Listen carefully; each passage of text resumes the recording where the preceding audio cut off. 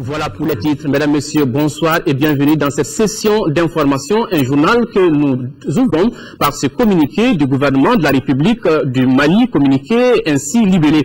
Le gouvernement condamne vigoureusement l'attentat suicide perpétré ce samedi 28 septembre 2013 aux environs de 13 heures par 4 terroristes devant le camp militaire de la ville de Tombouctou.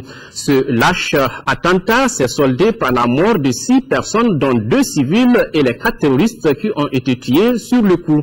La déflagration a entraîné d'importants dégâts matériels. Le gouvernement présente ses condoléances aux familles des 2 civils tués dans ce lâche attentat. Il manifeste toute sa compassion envers les 6 soldats blessés. Cet attentat survient après celui perpétré le vendredi 27 septembre 2013 dans la ville de Kidal, où des inconnus avaient lancé 2 grenades sur des éléments de la garde nationale qui assuraient la sécurité de la Banque malienne de solidarité BMS. Le gouvernement exhorte la population à garder son calme. Des dispositions sont prises pour renforcer la sécurité sur l'ensemble du territoire national. Les investigations sont en cours pour rechercher les responsables de ces actes barbares. La multiplication de ces attentats démontre que la guerre contre le terrorisme n'est pas terminée et que la situation sécuritaire demeure fragile dans toute la zone sahélo-saharienne. Le gouvernement de la République du Mali exhorte la communauté internationale à lui apporter toute l'assistance requise pour mettre fin à ces fléaux mondiaux. Le gouvernement précise que l'attentat suicide d'aujourd'hui n'ébranlera pas sa volonté de rechercher avec détermination et patience une solution définitive à la grave crise qui secoue notre pays. Maintenant, nous allons tout de suite à Gao. Un attentat, on l'a dit, suicide a visé cet après-midi le camp militaire de Tombouctou. Donc, le bilan fait état de 4 assaillants tués et 2 civils morts. Ces derniers se trouvaient devant le camp au moment des faits. 6 éléments de nos forces armées de sécurité ont été blessés. Le gouverneur de région, la MINUSMA et l'opération Serval ont organisé une réunion d'urgence pour prendre des dispositions sécuritaires supplémentaires. Selon le colonel-major Mamadou Mangara, les patrouilles sont déployées pour démasquer d'éventuels complices. Le gouverneur de la région de Tombouctou est au micro de Adama Djimde. Aujourd'hui, vers 13h05 environ, nous avons entendu une forte déflagration, et cette déflagration venait de l'entrée du camp, à partir d'un véhicule avec une charge importante à bord. Et l'effet de souffle était tellement important que beaucoup de maisons ont souffert par les zones de choc et le souffle. Et le résultat, du moins le bilan, fait état de 6 militaires blessés qui sont sous les soins intenses de l'infirmier de la garnison de Tombouctou et 2 morts du côté civil, 2 charretiers qui étaient dans les environs immédiats de la situation. Alors, je viens de rendre visite à ces 6 militaires blessés. Leur vie n'est pas en danger. Les kamikazes, les 4 personnes ont été complètement déchiquetées. Et quel est le but visé? Quel est le sentiment qui les animait? Nul ne saurait le dire pour l'instant. Alors, le camp se trouve dans un état d'alerte maximum avec l'appui des forces de MINUSMA qui sont en place. Et quand je venais tout de suite au camp, le général de division nigérian, avec le contingent burkinabé, toute la crème du commandement MINUSMA était déjà au camp, avec intention de monter des opérations pour voir ce qui se passe d'abord très rapidement et de prendre les mesures conséquentes pour y faire face. Déjà, les patrouilles sont sorties dans le cadre des enquêtes poussées de pouvoir mettre la main sur d'éventuels complices de cette situation. Voilà, c'était là la réaction du gouverneur de la région de Tombouctou au micro de Adama Djimde. Autre réaction, c'est celle du représentant spécial du secteur pour le Mali, le chef de la MINUSMA, Bert Koenders, condamne l'attaque perpétrée aujourd'hui visant le personnel militaire des forces maliennes à l'entrée de leur base à Tombouctou. Il condamne fermement ce type d'attaque. Elle est inacceptable, a déclaré Koenders, avant d'ajouter que la MINUSMA continuera à soutenir le peuple malien et ses autorités pour que paix et stabilité soient restaurées sur l'ensemble du territoire du Mali. Activité du président de la République, le président Ibrahim Boubacar Keïta s'est entretenu aujourd'hui avec le secrétaire d'État adjoint américain. Au cours des échanges, il a été question de la reprise de la coopération entre le Mali et les États-Unis. Une relance des activités qui permettra à coup sûr de redémarrer les travaux de certains projets comme celui de Alatouna dans la zone office du Niger. Le monde des affaires s'est aussi intéressé au président Ibeka lors de ce voyage. Avec les nombreux contacts du président de la République, on peut dire sans risque de se tromper que le Mali signe son retour dans le marché international. Boubacar Touré, Brema Koulibaly. C'est un soutien de taille que vient d'avoir le président Ibrahim Boubacar Keïta, reçu ici par le secrétaire d'État adjoint américain. William Burns a réitéré au cours de leur entretien le soutien de Washington au Mali. La reprise de la coopération entre nos deux pays ouvre la voie au démarrage des anciens projets comme celui d'Alatona, a dit en substance M. Burns. Le chef de l'État, qui se réjouit de cette initiative, a rappelé les priorités de son gouvernement, à savoir le retour de l'État de droit, la bonne gouvernance et la réconciliation nationale. Le monde des affaires s'est intéressé également à Ibeka au cours de son séjour à New York. Le chef de l'État était l'invité d'honneur au siège du Nasdaq, la plus grande compagnie boursière du monde des matières premières. C'était à l'initiative du Global Health and Diplomacy, un centre qui offre une plateforme unique où les leaders mondiaux pour la santé peuvent collaborer avec d'autres intervenants pour régler les problèmes de santé mondiaux urgents. Tout un signe de retour du Mali sur le marché international. C'est un événement qui vient comme fait en mettant ainsi les projecteurs sur le Mali. Tous les investisseurs les plus importants du monde sont ici. C'est ici que se jouent les marchés les plus importants, les investisseurs les plus sensibles et les plus porteurs de l'avenir, notamment l'électronique, tout ce qui est le monde de demain. Et que je sois leur invité est un signe de retour de confiance en le Mali. Et je souhaite que de plus en plus cela soit. Et que les hommes d'affaires également croient en eux-mêmes, croient en leur pays. Et nous les aiderons. Nous les aiderons et trouverons également des partenaires pour les joint ventures. C'était les retrouvailles entre les membres de l'Internationale socialiste à la réunion annuelle de l'institution. Pour cette réunion annuelle, les socialistes ont échangé sur des actions à mettre en œuvre pour gagner de nouvelles démocraties dans le monde, sur les questions de liberté et des droits humains, ainsi que sur la promotion de la paix et de la sécurité dans le monde. La réunion de l'IS a félicité le président Keïta pour sa brillante élection à la tête du Mali. Celui-ci a de son côté remercié l'Internationale socialiste pour son appui à notre pays. Ibeka a promis de réunir la famille socialiste du Mali. À la réception offerte par le secrétaire général de l'Organisation pour la conférence islamique, la diversité ethnique et culturelle du Mali a résonné devant les chefs d'État et des personnalités de premier plan de la Oumma islamique. Un groupe musical du Mali composé d'artistes de toutes les régions a envoûté la salle par des mélodies qui chantent la paix et l'entente cordiale. Ces notes musicales sont en fait le début des préparatifs du festival sur le désert avec le retour de la paix dans notre pays.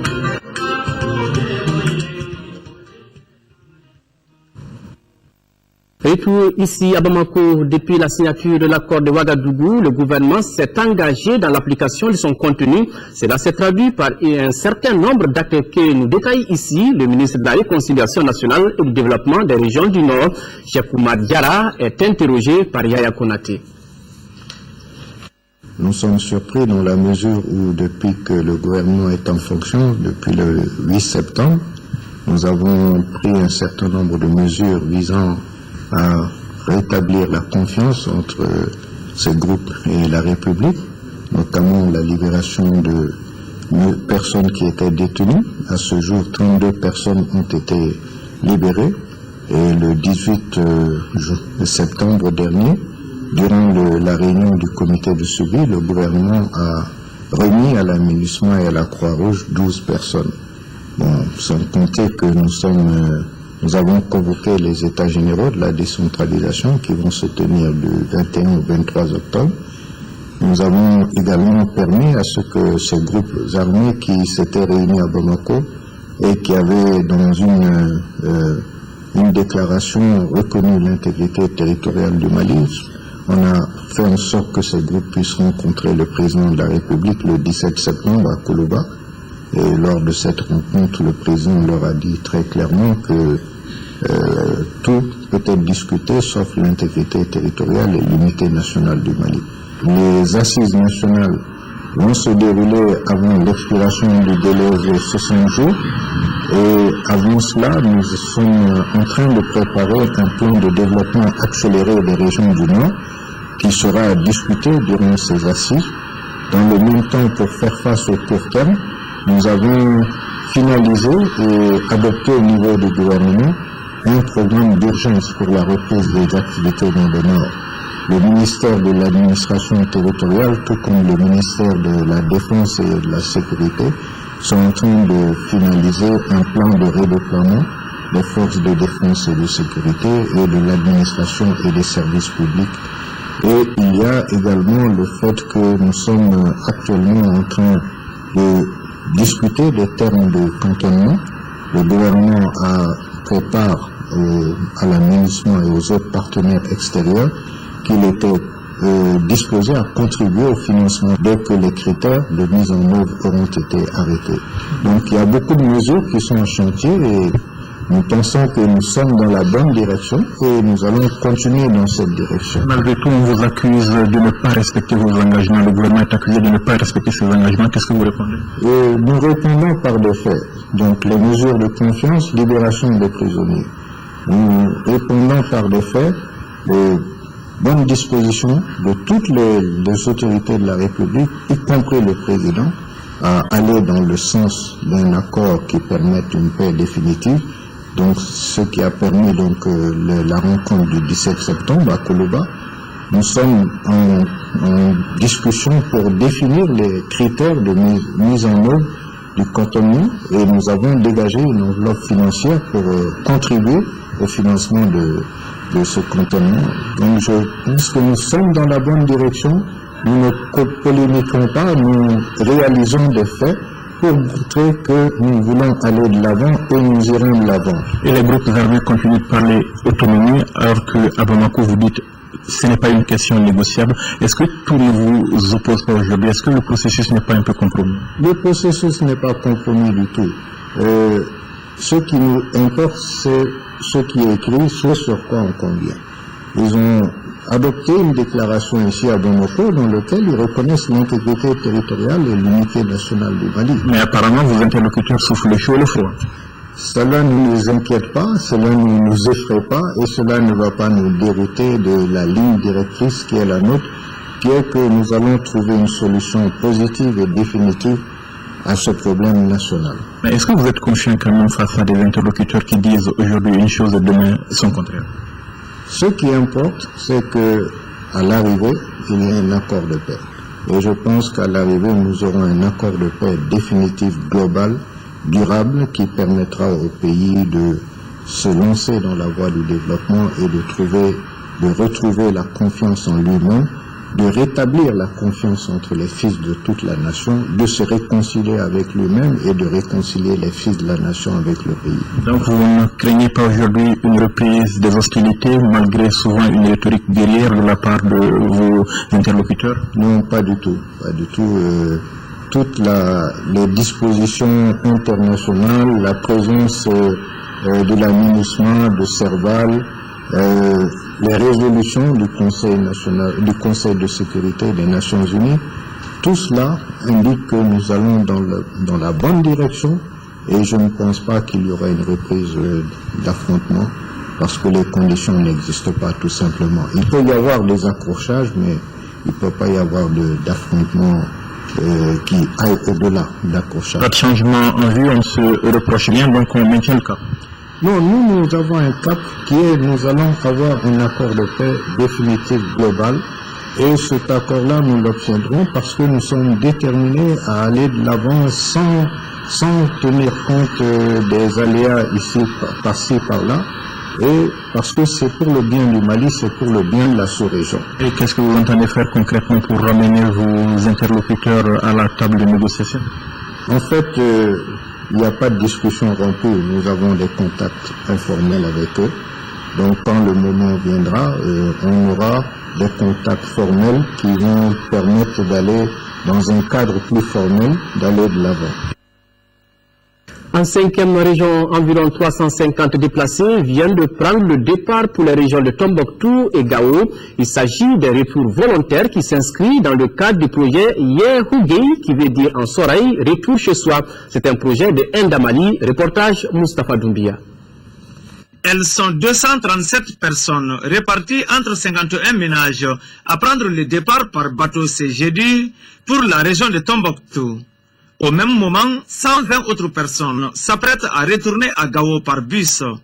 Ces deux opérations s'inscrivent dans le cadre du projet Yehougué de Ndamali. Ce projet Yehougué, qui veut dire retour au Bercail, en langue Soraï, c'est un projet que nous avons formulé pour aider le gouvernement à faire retourner de façon volontaire les déplacés internes, donc qui étaient à Mopti et au niveau de la région de Ségou, notamment Assan et Toumia. Il y a aussi une autre composante de ce projet qui va concerner une fois des retours au niveau de Gao et Tombouctou, comment faire en sorte que nous puissions aider ces populations donc à s'insérer normalement. Le projet Yehougué de Ndamali envisage d'accompagner au total 4500 déplacés, dont 2500 dans la région de Mopti. Vraiment, on est très content avec ça.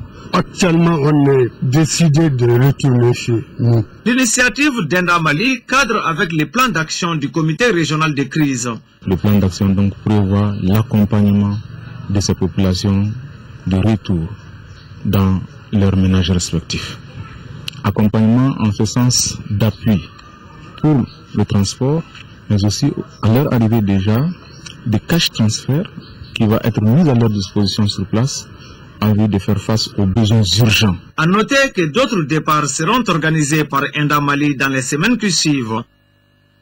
Toujours à Mopti, les associations Guina Dogon et Tabital Poulakou viennent de procéder à la restitution des résultats d'un processus de dialogue intercommunautaire et de réconciliation entrepris depuis un certain temps dans le cercle de Douanza.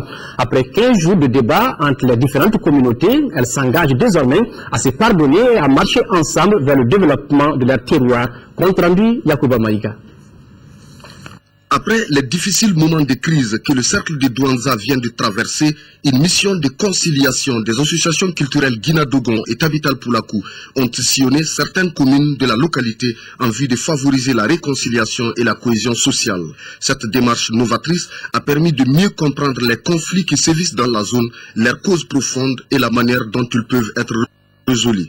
Nous sommes venus voir nos parents et les demander à se réconcilier. Ils ont effectivement compris et ils ont adhéré à notre idée. Nous prenons l'engagement pour faire en sorte que les populations, quelles que soient leurs origines, puissent fraterniser davantage et faire en sorte que le bon vivre qui était là auparavant, nous puissions le retrouver. Les mécanismes traditionnels de règlement des conflits privilégiés par les deux associations avec l'appui de l'USAID à travers le programme d'appui à la transition au Mali ont pourtant porté leurs fruits. L'exemple concret de cette réussite est la réconciliation des communautés Dogon et Peul de Mandoro qui ont accepté de mettre fin à un conflit vieux de 14 ans.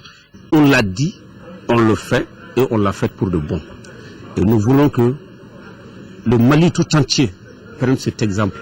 Pour recoudre le tissu social déchiré et faire face aux défis du futur, tous s'accordent qu'il est plus que nécessaire d'aller vers la paix et la réconciliation. Mais faudrait-il aussi que justice soit faite en soutenant les responsabilités et en procédant aux réparations morales, psychologiques, physiques et économiques. Autre grand titre de ce journal, la fourniture en électricité de la ville de Gao est une préoccupation qui tient à cœur les agents de EDMSA. C'est pourquoi la représentation régionale de la structure travaille d'arrache-pied pour réussir ce challenge. Aujourd'hui, le système de distribution de l'électricité a connu une amélioration nette. Drissa Kone et Djibril Bagayoko, reportage. Depuis la libération de Gao à la semaine dernière, l'électricité était encore une denrée rare dans la cité des Askia, pour la simple raison qu'elle n'était fournie que pendant les soirs de 18h30 à 22h30, 4 nuits sur 7. Cette distribution était due à la vétusté des machines qui n'ont reçu aucun entretien tout au long de l'occupation. À cela s'ajoute la destruction du réseau de distribution à plus de 70%. Conséquence, arrêt de 4 générateurs sur 7. Mais présentement, les progrès sont visibles. Avec le dépannage d'un de nos 7 groupes, parce qu'on a On avait 3 groupes qui étaient disponibles sur 7. Et maintenant, on vient de mettre en marche un 4e groupe. C'est ce qui nous a permis d'avoir une capacité un peu plus grande. Et depuis, on donne de l'électricité à l'ensemble de la ville pratiquement. Parce que je dis pratiquement parce qu'en début de nuit, nous délestons encore quelques 400 kW. Je pense qu'il y a quand même une avancée significative parce que c'est en fait, comparativement, en tout cas jusqu'à un délai très proche, il y a eu quand même de l'amélioration. Ça, je suis formel là-dessus. Cette amélioration est due à la synergie d'action de l'État malien et de la Direction nationale de l'IDM-SA. Nous avons bénéficié en fait d'un appui de l'État à concurrence de 500 millions mails pour l'ensemble des villes du Nord. Donc, c'est dans ce cadre-là que nous nous sommes efforcés de faire quelque chose pour que, effectivement, certains services qui jouent un rôle déterminant dans la reprise de l'activité économique de la ville, donc pour que ceci puisse fonctionner. Parmi ces services, il y a des services publics que nous ne facturons pas. Parce que si nous l'avons fait, c'est grâce au concours de l'État. Déjà, une trentaine de services publics et privés bénéficient actuellement de l'électricité des jours comme des nuits, moyennant le paiement de la facture pour ces privés. Les bénéficiaires se disent satisfaits. Depuis que cette station a commencé, franchement, le groupe marche moins et la banque paye moins de carburant aussi. Donc, ce qui constitue une économie pour la banque et aussi un niveau de confort pour les clients. Avec l'arrivée de l'électricité, nous sommes toujours dans les bureaux. Au niveau de la carte d'identité aussi, les gens arrivent à travailler correctement. Le directeur régional précise que la reprise de la facture ne saurait tarder, même si cela dépend des plus hautes autorités du Mali. Mais avant, certains comportements doivent être évités à tout prix.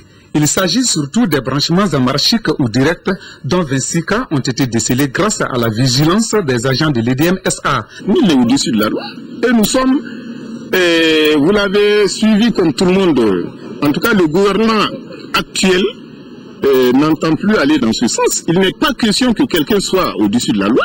Et sur cette même lancée, je crois que les populations de Gao comprennent. Elles comprennent, ces populations-là, qu'il faut payer ces taxes pour que les choses aillent. C'est pourquoi cette période de réhabilitation des installations doit avoir l'accompagnement de toute la population de Gao afin que l'IDM puisse accomplir sa mission. Actuellement, la consommation est de 9000 litres de gasoil par nuit en temps normal et 2000 litres de plus pour les événements spéciaux tels que les détours de l'élection présidentielle, la fête de Ramadan, l'investiture du président de la République, les festivités du 22 septembre, entre autres. Voilà beaucoup de défis. Renforcer les liens de partenariat entre les collectivités décentralisées du Mali et le Conseil général des Yvelines en France et explorer les pistes d'accompagnement de ces collectivités dans le cadre de leur développement. C'est le but que se fixe la 5e édition des Assises des Yvelines. Le Mali sera à l'honneur pour cette édition qui doit se tenir en octobre. Les organisateurs ont animé ce matin un point de presse pour en expliquer les contours. Les détails, c'est avec Alousseni Touré. Le Mali est à sa 3e participation aux Assises des Yvelines sur le co-développement. Les Yvelines, c'est cette commune française qui collecte 1 euro par an et par habitant pour financer des actions de développement en faveur des collectivités décentralisées au Mali. Cette année, le Mali est l'invité spécial de cette rencontre et les attentes sont grandes. Nous avons été chargés de l'aménagement du stand Mali. Donc on le fera pratiquement avec tout ce qui est comme coton, tout ce qui est comme dérivé du coton. Nous allons aussi permettre à la CNDT de pouvoir s'expliquer, de pouvoir en tout cas montrer tout son savoir et son savoir-faire. On a aussi des producteurs, des cotonculteurs qui sont avec nous. Par rapport aux autres éditions, il y a l'enthousiasme du Mali, on le sent aujourd'hui, il y a 100 personnes qui doivent partir, il y a une délégation gouvernementale qui fait à peu près une dizaine de personnes, 2 ministres sont confirmés, c'est très fort comme symbole de l'État qui accompagne ce travail-là. Les communes de Kadiolo, Kolokani, Mopti, Awadembeya, Kita, Niena sont déjà bénéficiaires du programme. Le ministre de l'administration territoriale, qui a déjà confirmé sa participation, a invité les Maliens à parler d'une seule voix et préconise l'implication des collectivités dans tout le processus de sortie de crise au Mali. Je voudrais rappeler que nous portons et devons affirmer ensemble les valeurs de notre pays, tout en restant actifs et dynamiques. gardons en vue l'intérêt du Mali et la nécessité de l'expression collective partagée. Le général Koulibaly avait à ses côtés son homologue délégué à la décentralisation ainsi que les représentants du département des Maliens de l'extérieur, témoignage de l'importance qu'accorde le gouvernement à cet événement. L'association des groupements d'églises et missions protestantes évangéliques du Mali a tenu hier un point de presse. L'objectif de cette rencontre était d'informer les hommes de médias de la célébration du 50e anniversaire de l'association, une activité qui a déjà démarré. Compte rendu Isaac Tchenou. C'est dans la joie manifestée à travers louanges et prières que l'association des groupements d'églises évangéliques et missions protestantes au Mali célèbre ses 50 ans. Pour mémoire, la GMPM a été créée pour manifester l'unité du corps du Christ, promouvoir l'unité entre ses membres et représenter l'Église devant les autorités du pays, entre autres. Cette association, forte de 50 membres, travaille avec les autres grandes dénominations religieuses à la recherche de la paix et la convivialité entre les confessions religieuses et aussi pour le développement du Mali. Le thème retenu pour le jubilé d'or est le pardon, la réconciliation et la paix, un thème central dans la Bible. Le Dieu de la Bible est le Dieu de paix. Le Dieu qui veut la paix, le Dieu qui donne la paix. La paix est le résultat du pardon et de la réconciliation. Sans le pardon et la réconciliation, aucune paix véritable n'est possible. L'Église se tient aux côtés des autorités du pays et de toutes les bonnes volontés pour rendre possible la paix au Mali. Le ministre en charge des affaires religieuses et du culte, dans son intervention, a rappelé les difficultés que l'Église évangélique protestante a connues avant d'exhorter les fidèles chrétiens à ne pas perdre de vue leur mission. Au nom du Premier ministre, de l'ensemble du gouvernement, exprimer à la communauté chrétienne protestante toute la solidarité et la reconnaissance de l'État malien et vous rassurer, pas vous assurer, mais vous rassurer d'un Mali toujours pluriel, d'un Mali divers dans un Mali uni. La GMPM a pour devoir vis-à-vis de la nation de prier et d'agir de concert avec les autres confessions religieuses et les autorités en vue de la paix sociale, du développement et du bonheur de la population malienne. C'est pourquoi une prière à la nation a été dite par le délégué général de la GMPM.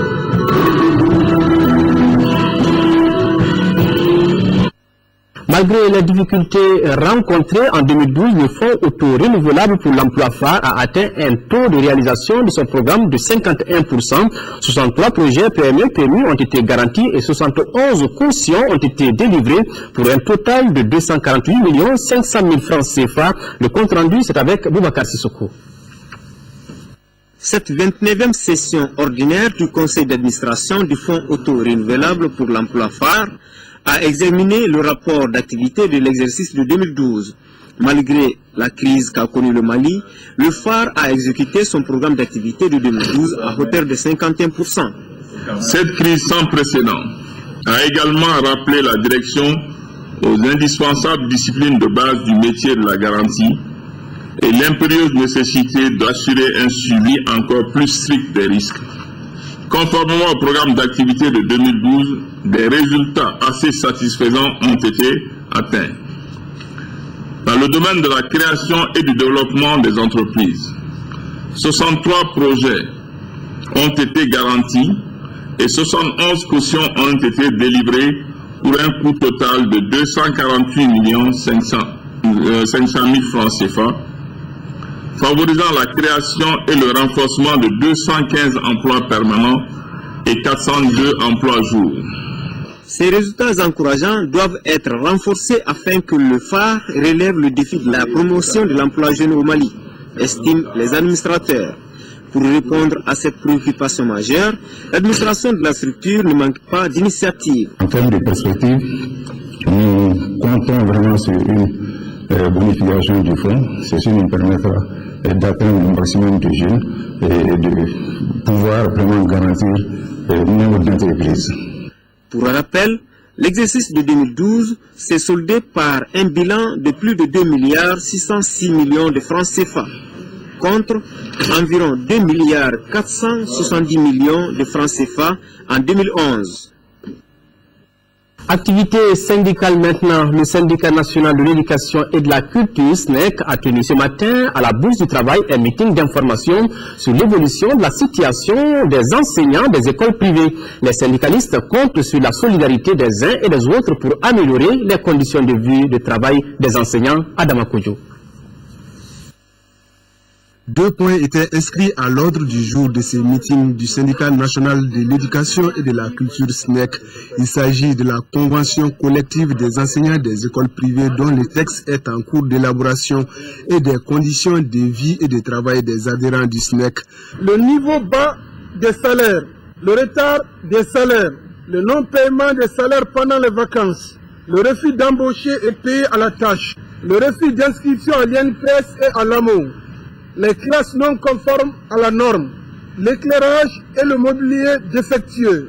Le tableau est triste et pour l'améliorer, les responsables du mouvement prônent la mise en place d'un bureau syndical dans toutes les écoles privées du Mali et la solidarité entre les enseignants. Commençons ce combat de façon démocratique. Nous le commençons en conformité avec les textes qui régissent le droit de se syndiquer, le droit d'aller à la grève, le droit d'aller et de revenir, le droit de donner son opinion, ses observations. Au cours de la rencontre, les intervenants ont dénoncé les menaces de licenciement et de mutation arbitraire proférées contre des enseignants dans certaines écoles privées. Nous passons à l'activité politique. Plus de 5 millions de Guinéens étaient appelés aujourd'hui à voter pour 114 députés devant siéger à l'hémicycle au Mali. Cette journée électorale devait mobiliser plus de 8200 électeurs répartis entre 9 bureaux de vote. Les électeurs ont pu accomplir en toute quiétude leur devoir citoyen sous la supervision des forces de l'ordre. Reportage Abdraman Maïga. Pour ces élections législatives, plus de 8200 électeurs guinéens étaient appelés aux urnes. Répartis entre 9 bureaux, ces électeurs, tout comme les 5 millions de votants en Guinée-Conakry, doivent élire 114 députés. Pour la réussite de ce scrutin, la représentation diplomatique de la Guinée au Mali a pris des dispositions, parmi lesquelles la multiplication des centres de vote qui, selon l'ambassadeur, favoriserait le rapprochement des centres de vote des électeurs. Le bureau a été ouvert à partir de 7 h du matin. Les choses se sont passées dans les conditions les meilleures. Il n'y a pas eu de problème majeur grave. Les gens votent normalement dans la discipline et il n'y a pas de contestation pour le moment. Nous avons bon espoir que cela continue. Réussir des élections législatives libres et apaisées, tel semble être le credo du gouvernement du professeur Alpha Condé. Fort de cette assertion, une équipe de la CENI guinéenne séjourne depuis bientôt 10 jours au Mali. Cette équipe est chargée de la correction des anomalies constatées et la supervision de cette journée électorale. Un ensemble d'actions qui ont eu pour résultat le bon déroulement de ces opérations de vote. Aujourd'hui, j'ai une fierté, c'est que vraiment ces élections étaient très attendues et la transition n'est pas encore achevée. Avec ces élections, nous allons assurer la transition et passer à la seconde étape, qui est l'étape du développement. L'organisation de cette journée a bénéficié du soutien des plus hautes autorités maliennes. Des éléments des forces de sécurité ont été déployés au niveau des 9 centres de vote retenus pour la circonstance. Près de 10 millions de francs CFA, c'est la valeur du don, composé essentiellement de produits vivriers que 2 sociétés agroalimentaires de la place viennent de mettre à la disposition des victimes des inondations survenues à Bamako et Koulikoro. Fatoumata Kone. Les pieds dans l'eau, le village de Banankoro, situé à 15 km de Bamako sur la route de Koulikoro, a été victime de son sort à cause de sa situation géographique. Inondé le 15 septembre, le village a subi des dégâts énormes, des maisons tombées, des enfants touchés par des maladies, entre autres. Pour faire face à cette situation, NBB apporte son soutien aux sinistrés de la localité. La direction de NBB a offert des casiers de boissons, des bidons d'eau minérale, des sacs de riz et une enveloppe symbolique. Coût total du don, près de 7 millions de francs CFA. Dans le cadre du bon voisinage, on a joué nécessaire de venir quand même les aider et d'apporter aussi notre contribution pour vraiment alléger leur souffrance. Il se trouve qu'aujourd'hui, NBB est la toute première structure industrielle qui apporte ce don à ces sinistrés. Ils avaient abandonné le campement et il se trouve que ce campement, c'est leur lieu de travail. C'est des pêcheurs, ils vivent de cela. Et ça fait 10 jours qu'ils ne travaillent pas. Ils étaient dans le besoin. Cette marque de solidarité a fait des heureux dans ce village. Et les habitants de Banankoro souhaiteraient que de tels gestes se répètent dans les jours à venir. Autre geste de solidarité, c'est celui de Cheikh Filimadi Aïdara qui a remis des dons composés de 10 tonnes de céréales, une enveloppe de 250 000 francs CFA, des médicaments et des jouets pour enfants aux sinistrés de l'école Babel Santara de la commune 1 du district de Bamako. Voilà, un geste de Cheikh Filimadi Aïdara. Voilà, qui a remis des dons composés de 10 tonnes de céréales, une enveloppe de 250 000 francs CFA, des médicaments et des jouets pour enfants aux sinistrés de l'école Babel Santara de la commune 1 du district de Bamako. Hors de frontières maintenant, la capitale sénégalaise Dakar connaît depuis 15 jours maintenant une pénurie d'eau. Face à cette situation, le gouvernement s'est réuni jeudi en conseil extraordinaire pour demander une aide à la France et à la Chine. Devant l'ampleur du problème, le président Macky Sall a même écourté son voyage de New York. Ils ne sont pas des chercheurs d'or, mais d'un liquide encore plus précieux aujourd'hui dans la capitale sénégalaise, l'eau. Et c'est en creusant à quelques mètres de profondeur du sable fin de la plage de Yoff Laen, située en banlieue dakaroise, que les riverains vont découvrir la denrée rare. Pour Dakar, qui subit de plein fouet une pénurie depuis une quinzaine de jours, cette eau est la bienvenue. Cette eau permet d'aider et de soulager les populations. Elle sert dans les maisons, à laver les toilettes, faire le linge et tout le reste. Et puis plus on creuse, plus l'eau qui sort est de bonne qualité. Donc cette eau-là, on peut l'utiliser pour boire et faire le nécessaire à la maison. On peut se laver avec. Oui, c'est buvable.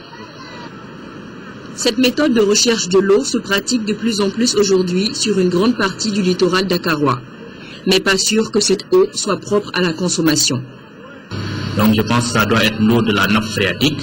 Par contre, cette eau-là serait considérée comme une eau de pluie. Et l'eau de pluie n'est pas une eau aussi potable que ça. Ce qui fait que cette eau-là peut entraîner des risques graves sur le plan sanitaire. Parce que ces gens-là peuvent avoir des intoxications liées à la consommation de cette eau-là, comme des vomissements, des diarrhées. Le gouvernement sénégalais, réuni en conseil extraordinaire des ministres dans la nuit de ce jeudi, a décidé officiellement de demander l'aide de la France et de la Chine. En attendant, les camions-citernes continuent d'effectuer des rotations afin d'alimenter les quartiers en eau potable. De l'eau à Dakar, de l'eau également à Bamako, on en a également besoin. WaterAid a tenu jeudi dernier la session de lancement de son projet Guinée Sania. Cette session, qui a regroupé les responsables de l'ONG et ses partenaires, a permis de définir la feuille de route du dit projet. Compte rendu, Isaac Tchenou. Cette session marque le départ pour ce nouveau projet de WaterAid au Mali. Dénommé Guinée Sania, ce programme vise à améliorer l'assainissement et l'accès à l'eau potable dans 10 communes du Mali réparties entre les régions de Ségou, Koulikoro et Mopti. La session regroupe les ONG partenaires chargées de la mise en application du projet. Pendant ces 2 jours, vous vous êtes engagés, nous nous sommes engagés déjà au niveau de WaterAid, mais aussi au niveau des partenaires, devant la fondation Big Lottery, pour dire voilà ce que nous voulons faire pendant 3 ans. En mettant en œuvre ce projet de 3 ans, je vous encourage, WaterAid et ses partenaires, à prendre en compte les aspects inclusion. En faisant des infrastructures, que nos infrastructures soient inclusives, que nos messages de sensibilisation soient des messages inclusifs. Cette session devrait permettre à ceux-là chargés de la mise en route de Guinée Sania de comprendre davantage les stratégies de mise en œuvre de ce projet qui durera 3 ans. Une bonne eau est gage de santé. Justement, la santé constitue un des volets sensibles dans l'organisation du Hajj. Le chef de l'équipe médicale du pèlerinage 2013, Dr Drissa Bourema Traoré, nous fait ici le point sur l'état de santé des pèlerins de la filière gouvernementale. Il est au micro de nos envoyés spéciaux, Abdraman Keïta, Brahima Touré et Nyaza Koulibaly, avec la collaboration de Delco Diko. Depuis notre arrivée, on n'a pas eu de grands problèmes par rapport aux cas de maladie encore. C'est des personnes âgées surtout qui souffrent de petits malaises probablement liés au vol. C'est c'est surtout le malaise des vertiges, des maux de tête, et puis des personnes âgées qui sont hypertendues, connues depuis le Mali, qui ont eu des petites difficultés. Donc pratiquement, et puis quelques cas de gastro-entérite, ça veut dire les diarrhées, des vomissements. On a eu un cas de malaise dans l'avion qui a été géré par l'équipe à bord. Donc aujourd'hui tout va bien pour cette vieille dame. Donc essentiellement au 3e jour de l'arrivée des pèlerins, il y a eu quelques cas d'allergie et puis de toux, de rhume qui commencent à apparaître. Mais pour le moment qui ne pose pas assez de problèmes qu'on arrive à gérer. Et par rapport à ces petits cas qui se sont déclarés jusque-là, avez-vous suffisamment de produits pour y faire face? Nous avons des produits, nous avons émis une liste depuis Bamako pour notre activité ici. Cependant, nous avons eu des petites difficultés par rapport à l'acheminement des médicaments de l'aéroport au niveau de l'hôtel. Surtout, nos produits essentiels étaient dans une malle, ça nous a posé des petits soucis, donc on a pu finalement, Dieu merci, le trouver hier soir. Donc je pense qu'on pourra s'en sortir avec ces médicaments-là. Donc pas d'insuffisance, encore moins de manque de produits pour faire face aux différents cas? Non, au jour d'aujourd'hui, on n'a pas de souci vraiment par rapport à la quantité ni à la qualité des produits que nous avons amenés. Il n'y a pas d'insuffisance. Et que dirigeons encore à Caille, le gouverneur était hier à Dibouni où il a visité le chantier de la bretelle en construction. Elle permettra de rendre fluide la circulation dans cette ville frontalière avec le Sénégal où le trafic est très dense. Le chef de l'exécutif régional a également visité le chantier de réhabilitation de la route Caille-Dibouni, des travaux qui sont exécutés à hauteur de 95%. Caille, Jafar Aïdara. Cette bretelle de 5 mètres de large et d'1,5 km de long visitée par le gouverneur de la région de Caille permettra de résoudre le grand problème d'embouteillage que les populations du Diboli vivent au quotidien. Elle sera bitumée et équipée par de panneaux de signalisation. Elle permettra aussi aux piétons, motocyclistes et aux camions de 10 tonnes de circuler sans gêne. Cette bretelle-là, évidemment, ça fait l'objet de beaucoup de tractations. Il faut ici remercier monsieur le gouverneur de la région qui s'est impliqué particulièrement par rapport à l'aboutissement vraiment de ces travaux de bretelles. Et donc c'est cette bretelle vraiment qui va permettre de décongestionner Diboli-Ville. L'utilité de ce chantier est évidente, hein, parce que vous voyez l'axe principal est complètement obstrué et il nous a paru nécessaire de faire une déviation, une bretelle qui permettra de soulager la population de Diboli, mais également tous les usagers de la route nationale. Et il y a eu l'assurance des techniciens de la route que d'ici la fin du mois d'octobre, cette route-là nous sera livrée. Et à ce moment-là, je pense que tous ceux qui pratiquent l'axe Diboli seront soulagés. En attendant, bien entendu, qu'on ait un vrai parking ici à Diboli et qui permettra de juguler tout cet embouteillage-là. Cette visite a été mise à profit par le gouverneur pour constater l'évolution des travaux de la route Caille-Diboli qui sont exécutés aujourd'hui à 95%. Les travaux sont exécutés par COVEC Mali, le contrôle assuré par GIC Mali et prendront fin au mois d'octobre. Informer les responsables de la région de Ségou sur le contenu de l'accord préliminaire à l'élection présidentielle et au pourparlers inclusif de paix au Mali. C'est l'objectif d'une rencontre organisée par le gouvernorat de Ségou jeudi dernier. La rencontre a regroupé les autorités régionales, les responsables militaires, notabilités et organisations de la société civile de la cité des Balanza, Fousseini Samake. Cette rencontre devrait permettre aux différents participants de mieux comprendre non seulement le contenu de l'accord préliminaire à l'élection présidentielle, mais aussi et surtout les pourparlers inclusifs de paix au Mali, signé à Ouagadougou le 18 juin dernier. Ce document d'une centaine de pages contenant tous les articles de cet accord est traduit dans les principales langues nationales du Mali. Il s'agit d'expliquer aux gens le contenu du document qu'on nous a envoyé pour que chacun puisse comprendre de quoi il s'agit. Et recueillir également leurs impressions, leurs attentes. Il est bon que les gens aussi prennent connaissance. Il ne s'agit pas seulement de faire lecture à la radio ou à la télé. Il est toujours bon de restituer le contenu du document aux uns aux autres, ce qui facilitera la compréhension par tout le monde. Donc, dans ce sens-là, moi, je pense que c'est vraiment important. Cette action s'inscrit dans le cadre de la recherche d'une solution durable à la crise au nord du Mali par la voie du dialogue et de la négociation. Et puisque ce texte-là est préliminaire, j'espère qu'il y aura encore un autre, ou bien celui-ci même sera amendé afin que ça soit définitif. Nous pensons que la paix est déjà là, mais il faudrait que ça soit continu. Les participants ont rassuré qu'une restitution fidèle du contenu de cet accord sera faite aux différentes structures déconcentrées de la région.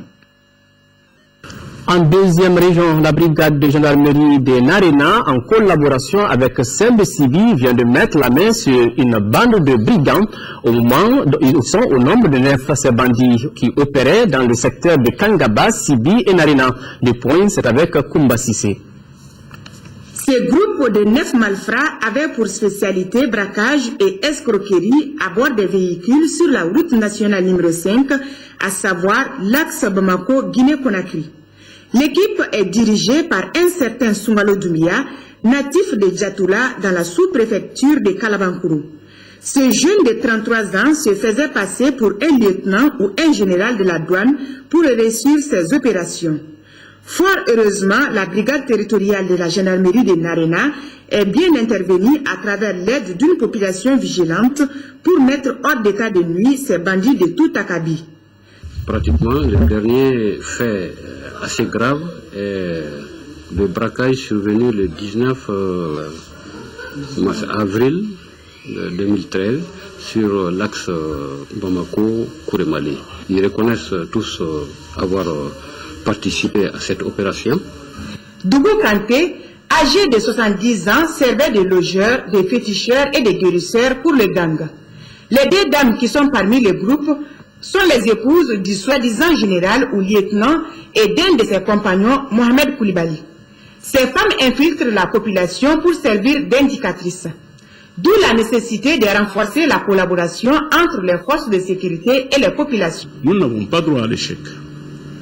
Bon, mais cette réussite qui nous est exigée par les autorités de ces pays, nous la réussirons que lorsque les populations, par souci d'orgueil, par engouement, sinon par civisme, nous aiderons à nous donner le maximum de renseignements sur ces gangs qui les ruinent tous les jours.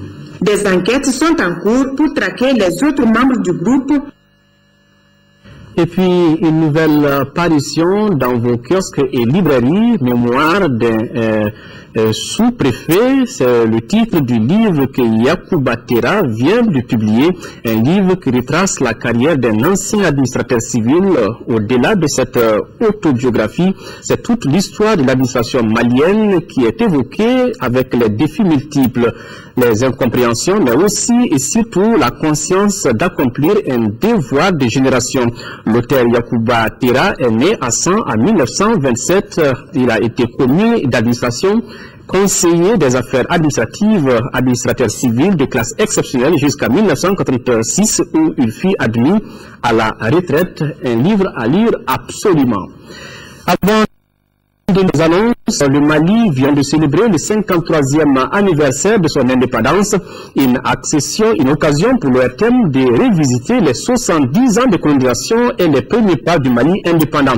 À cette occasion, l'interview de la semaine a reçu un grand témoin de ce acteur politique de l'époque en la personne d'Amadou Seydou Traoré. Il nous fera découvrir les affres de la colonisation, les tractations et luttes pour l'indépendance et le Mali d'aujourd'hui, entre autres. La radio nationale propose à ses auditeurs l'intégralité de ce débat ce samedi 28 septembre 2013 à partir de 22h, un entretien réalisé par Yaya Konaté. Autre rendez-vous sur le RTM demain, Acti Hebdo, à partir de 12h comme d'habitude. L'émission va parler du secteur du tourisme dans notre pays et du document révisé de Kyoto, une rencontre des douanes qui s'est achevée cette semaine. Donc un entretien qui sera assuré par Ibrahima Djombele. Fin de cette édition, merci de l'avoir suivi. Autre rendez-vous avec l'actualité de 13h, une présentation de Amara Mali Diallo. J'aurai le grand plaisir de vous présenter celle de 20h. Pour plus d'informations, visitez notre site www.ortm.ml. Au revoir.